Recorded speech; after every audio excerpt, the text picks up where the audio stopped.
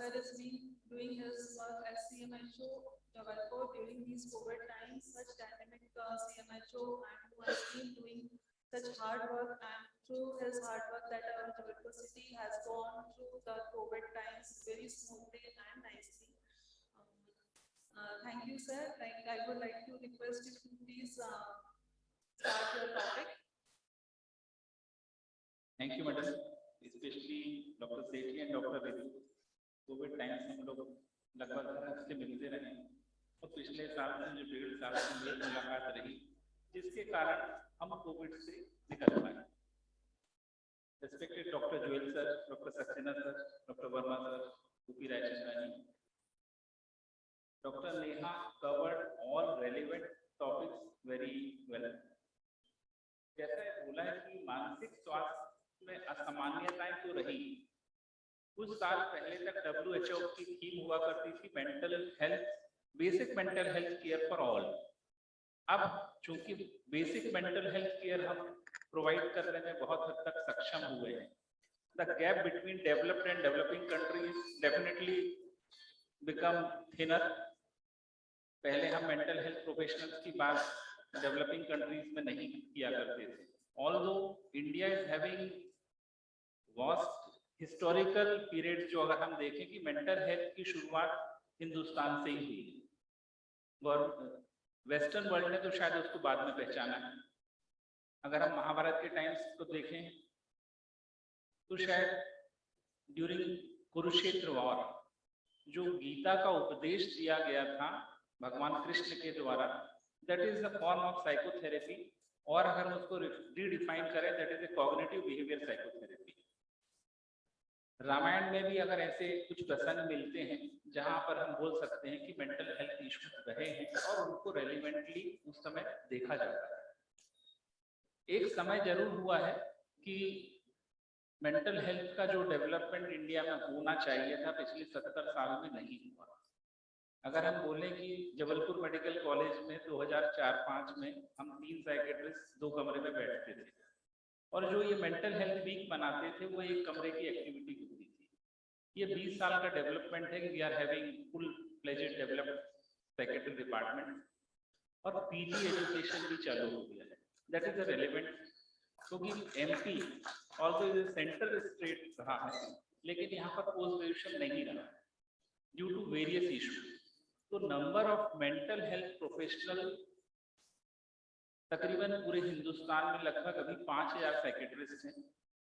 Psychologist भी इतने ही होंगे और सोशल वर्कर और साइकेट्रिक नर्सेज का बहुत अभाव है।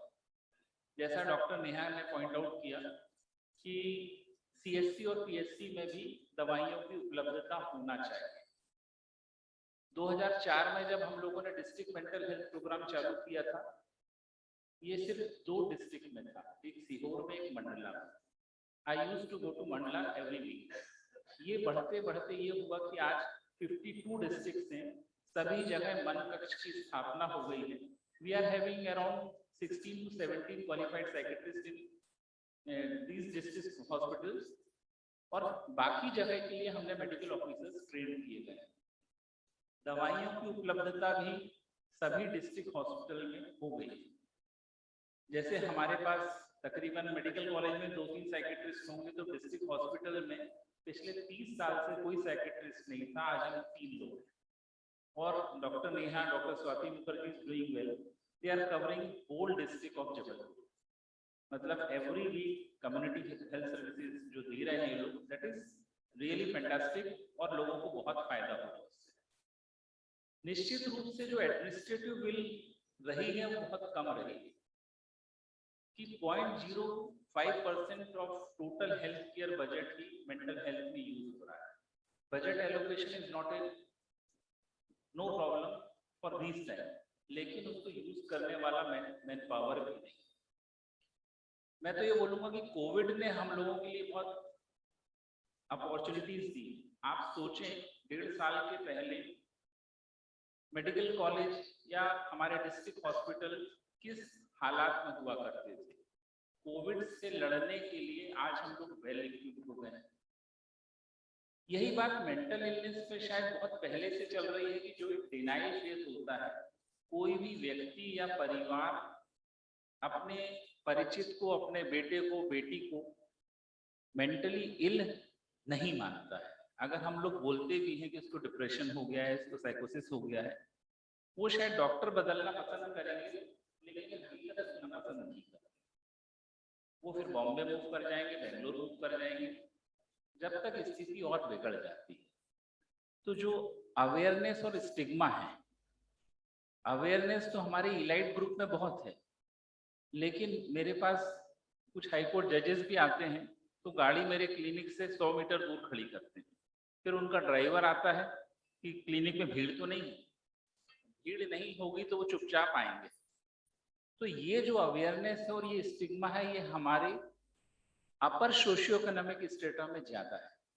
आज भी हमारा जो निम्न वर्ग है, गरीब वर्ग है, उनको जो हम बता देते हैं कि he is having psychiatric problem, इसको इस तरह का उपचार चाहिए है, उपचार में ये खर्चा आएगा, इतने दिन दवाइयां चलेंगी, वो लोग उसको एक्सेप्ट करते हैं, रेगुलर फॉलोअप होता है और रिकवरी भी उनमें अच्छी होती है।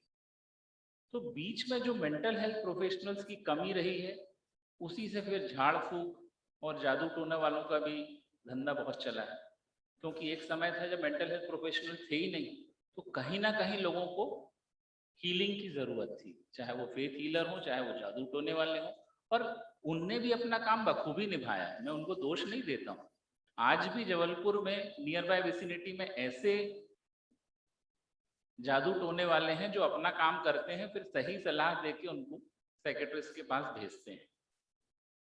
तो डेफिनेटली सोसाइटी के कुछ गैप्स थे, धीरे धीरे वो शायद हम फुलफिल कर पाएंगे। बाकी नेहा ने मुझे लगता है कि सभी टॉपिक्स अच्छे से कवर किए हैं। Thank you very much.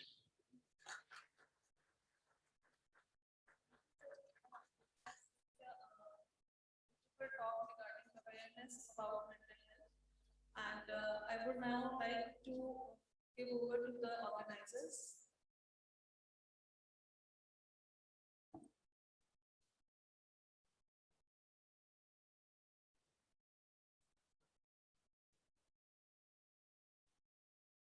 Brilliant words by ma'am and Kurt, and it's great to see their perspective.